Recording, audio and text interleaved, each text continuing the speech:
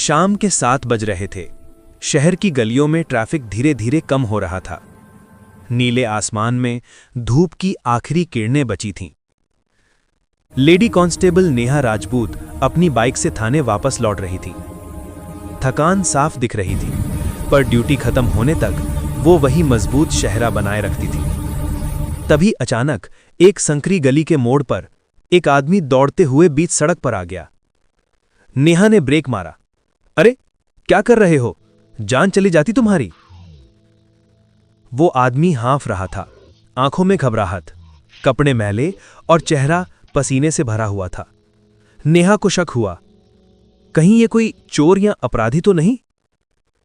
आदमी हाथ जोड़कर बोला, मैडम प्लीज मेरी मदद करिए, नहीं तो मेरी बेटी मर जाएगी। उसकी आवाज कांप रही थी। नेहा ने कदम पीछे किया। क्या हुआ? और तुमने सड़क के बीच मुझे क्यों रोका? वो रोते हुए बोला, मैडम मैं 3 घंटों से मदद मांग रहा हूं, कोई नहीं रुका।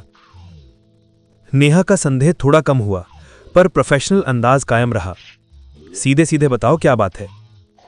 मैडम मेरी बेटी को तेज बुखार है, अचानक हालत खराब हो गई। मैं उसे हॉस्पिटल लेकर जा रहा था, लेकिन रास्ते में ऑटो खराब हो गया। पैसे भी नहीं हैं दोबारा ऑटो लेने के, किराया भी उधार नहीं देता कोई। नेहा ने स्टर्न आवाज में पूछा, अगर सच बोल रहे हो तो अपनी बेटी दिखाओ। दोनों तेजी से आदमी की झोंपड़ी की तरफ बढ़े। अंदर अंधेरा था। एक पुरानी चारपाई पर 6-7 साल की लड़की लेटी थी। चेहरा जला हुआ सा, हाथ पैर ठंडे, आंखें आधी बंद। नेहा का दिल जैसे चुभ गया। वो मां नहीं थी, लेकिन यह दृश्य किसी का भी कलेजा हिला दे। लड़की कमजोरी से बोली, पापा पानी। नेहा ने तुरंत पानी पिलाया। उसने नाड़ी देखी, तेज बुखार, शरीर ठंडा, सांसें तेज।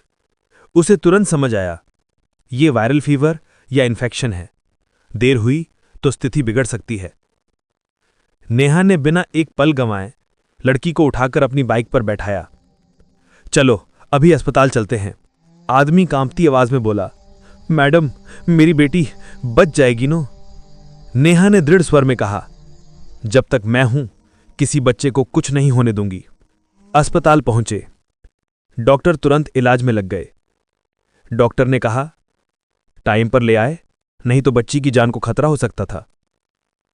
उस आदमी ने नेहा के पैरों पर गिरते हुए कहा, मैडम मैं आपको जिंदगी भर नहीं भूलूंगा।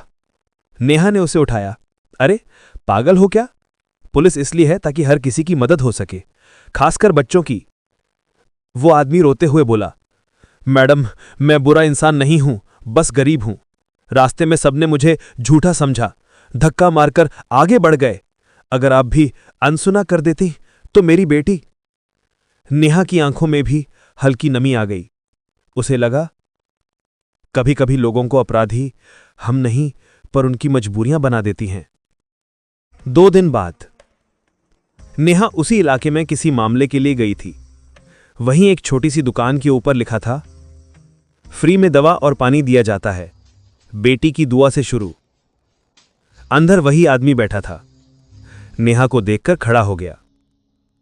मैडम आपने मुझे और मेरी बेटी को नई जिंदगी दी है।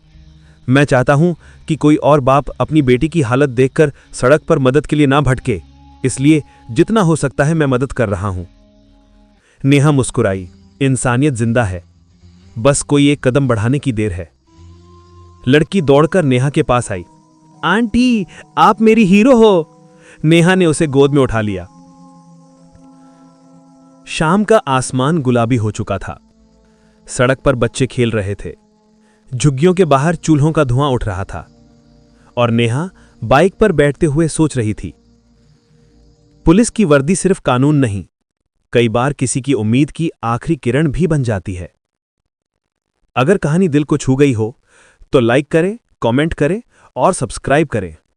रियल कहानी स्टोरीज, जहां हर कहानी सिर्फ कहानी नहीं, जिंदगी का सच और इंसानियत की जीती जागती मिसाल होती है।